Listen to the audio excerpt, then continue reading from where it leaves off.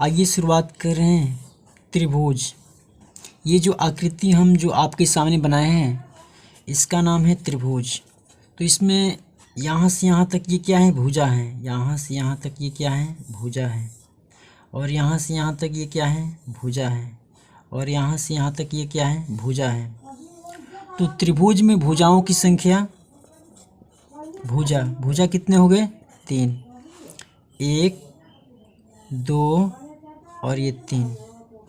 शीर्ष कितने हैं, शीर्ष, तो ये जो आपको पॉइंट दिख रहा है इसको कहते हैं शीर्ष। ये जो पॉइंट दिख रहा है इसको कहते हैं शीर्ष। और यहाँ पर जो पॉइंट बन रहा है उसे कहते हैं शीर्ष। तो शीर्षों की संख्या 3। कोणों की संख्या कितने हैं, कोण, तो त्रिभुज में कितने कोण बनते हैं, तो एक कोण, यहाँ पर इसे कहते हैं कोण। तो एक कोण, 2 कोण और ये 3 कोण। तो कोणों की संख्या 3। त्रिभुज के अंदर अंतः कोण की संख्या 3। अगर बाह्य कोण कहा जाए, बाह्य कोण कितने बन रहे हैं, तो ये भी तो कोण बन रहा है, ये भी तो कोण बन रहा है और ये भी तो कोण बन रहा है। तो बाह्य कोण भी कितने हो गए, 3। अगर आपसे एग्जामिनर त्रिभुज के बाह्य कोण पूछ दे तो 3, अंतः कोण 3।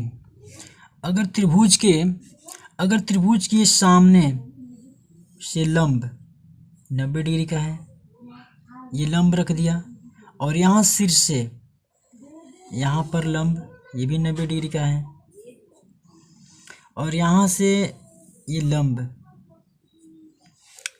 ये क्या है, लंब है। ये 90 डिग्री के यहाँ पर बन रहा है तो ये लंब है।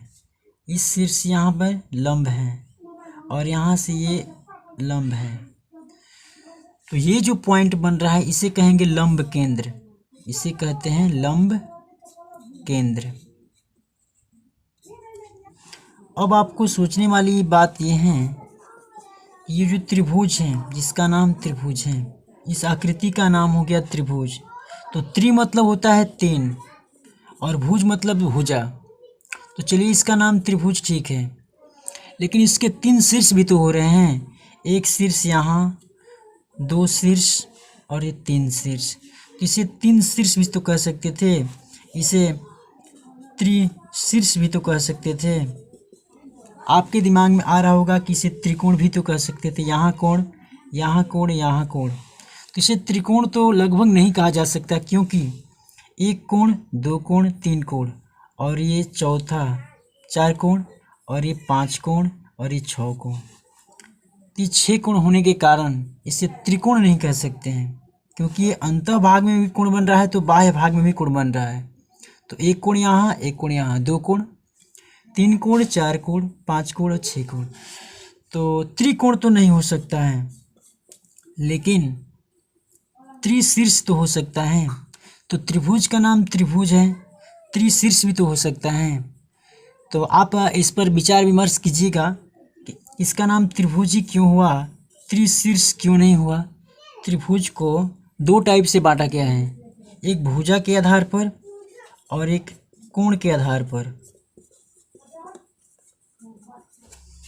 तो पहले हम देखेंगे भुजा के आधार पर त्रिभुज कितनी टाइप से होते हैं आधार पर। तो भुजा के आधार पर त्रिभुज 3 प्रकार के होंगे। ये त्रिभुज की जो भुजा है अलग अलग, हर भुजा अलग है। ये 3 है तो ये 5 है तो ये 6 है। तो इसे कहेंगे विषम बाहु त्रिभुज। इस त्रिभुज का नाम विषम बाहु त्रिभुज। और मान लीजिए ये भुजा, ये भुजा, ये भुजा, ये सभी भुजाएं बराबर हैं। मान लेते हैं कि 5 मीटर है, ये भी 5 मीटर है, ये भी 5 मीटर है। जिसकी सभी भुजाएं बराबर हो उसे कहते हैं समबाहु त्रिभुज, समबाहु त्रिभुज।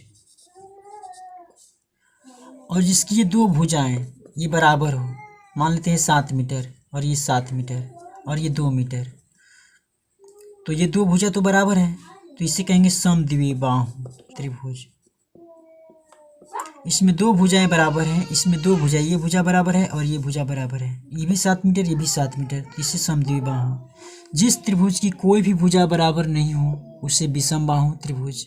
जिस त्रिभुज की सभी भुजाएं बराबर हो समबाहु त्रिभुज। और समद्विबाहु में ये दो भुजा बराबर है, यहाँ 7 है तो यहाँ 7 है, यहाँ पर 10 होता तो यहाँ पर भी 10 होता। तो समद्विबाहु त्रिभुज। कोण के आधार पर, कोण के आधार पर भी त्रिभुज 3 टाइप से होंगे। एक होगा समकोण त्रिभुज, कोण जिसका एक कोण 90 डिग्री का हो उसे कहेंगे समकोण त्रिभुज। जिसका एक कोण 90 डिग्री से ज़्यादा हो तो उसे कहेंगे अधिक कोण त्रिभुज। अधिक कोण त्रिभुज। और जिसका तीनों कोण 90 डिग्री से कम हो, तो उदाहरण के तौर पर हम मान लेते हैं 60 डिग्री का है, होगा न्यून कोण त्रिभुज।